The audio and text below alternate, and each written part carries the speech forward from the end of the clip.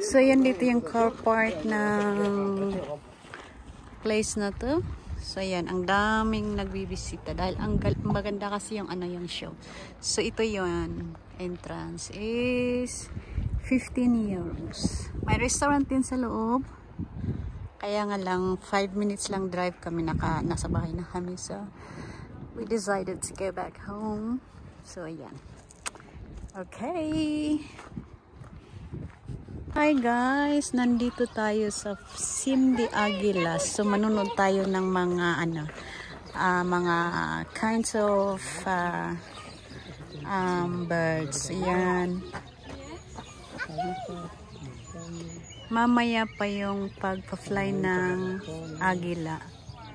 So bago natin panoorin yung mga flying ng bular ng mga agilas, manonood muna tayo kung ano yung nandito sa park na to. So, it's a very nice place. It's a very nice one in here. So, these are the things that we're going to see in here. So, ayan. Ito sila. And, let's get in here. Oh, ayan. Look. Ayan. Ang agila nila. Pero siguro yung magpa-fly mamaya, makikita din ninyo later. So, mas malaki siguro. Ang pinakamalaki nila is 3.20 meters. Ang pinakamaliit is 0.65. So, ayan. Uy, mucho. Mira. Pero este es igual. Algo parecido, pero allá habían halcones.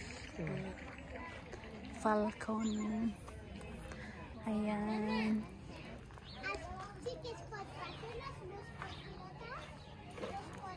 So yan, as you can see, may mga ano siya.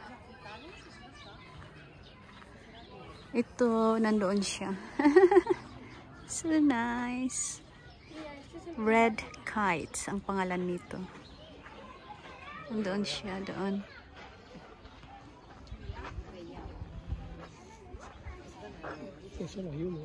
Sí. Ayan. Ayan. Sí, no más. Pero ahí, mira. 1, 2, 3. La envergadura de alas, 1,71 m puede llegar. Wingspan. Ang wingspan nito is 143 to 171 centimeters. Habitat. Yung mga foods nila is may rats, rabbit.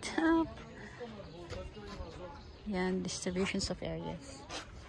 So, marami din pumupunta dito.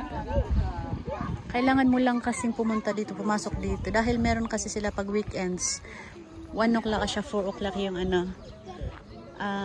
paano ng yung show ng mga agila. Ayan.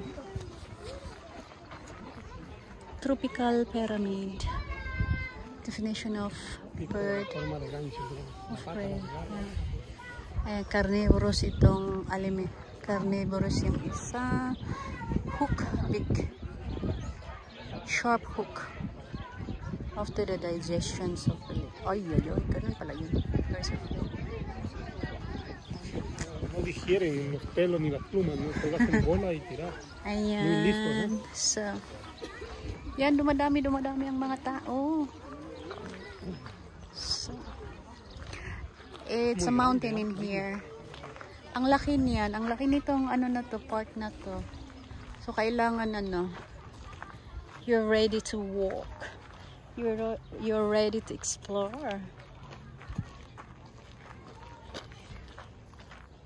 Yo creo que voy a atar chaqueta aquí. Sí, yo también. Para dejar mi coche. ¿Por qué? Que luego hace fresquito con debajo de algo. Vamos ahí. Pero ¿dónde volar de águilas? Yo pienso hacer vuelo aquí porque ahí hay sillas, mira. Ah, sí. Yo con abajo quiere salir mi canario con águila comera. Mira, seguro con comer.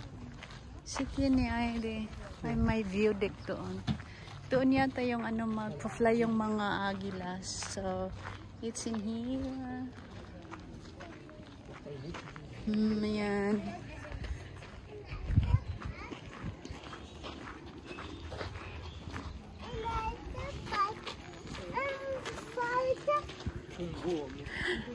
It's an owl. Ayan. Diba? It. Nandun pa yung mga kasama nila. Anong pangalan nito? It's a rock eagle owl. Buo Bengali. Ahí hay otro. Sí. Este is eagle owl. Pero wala naman. Ay, andun pala siya. Nakaano. Está sleeping. Eh. Ah, no, Uy. sí, mira. Sí, ahí. Tiene Pero, como cejas, ¿sí ves? Sí. Como, pero, ¿por qué poner de así? ¿de dónde? Mira, en Libertad. No, porque luego yo creo que coger para volar ese. Ah, ito naman is great Es de la great Laponia owl. Strix nibulosa. Ito naman is Bobo. Ayan, ang dami dito mga ano. Ayan sila, natutulog pa sila. So, ang daming kinds of eagles in here. It's a very nice. Very nice in here. Ngayon nga lang, makikita ninyo, mag-ano din kayo. It's a little bit sad dahil nakakulong sila. Which is, they don't have freedom. But, well, we can't explain that kind of things in here. Ayan, maraming, ayun, na-miss natin yung pag-fly niyan. Nakaano nga sila, kaya sabi ko bakit sila nakaano, pwede pala sila, no, hindi naman sila makakalabas, pero bakit meron silang ano, may tali pa. So, hanggang doon lang sila. So, yan.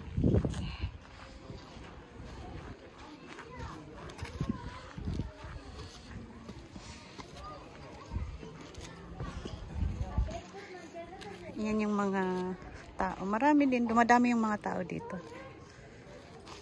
Kuha lang ako ng mga... Yan. O, yan.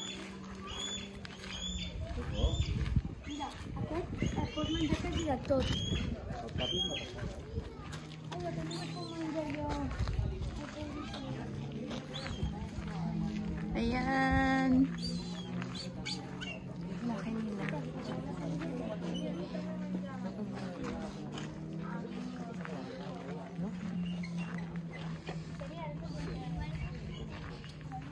Tingnan natin dito yung mga ano. Ito.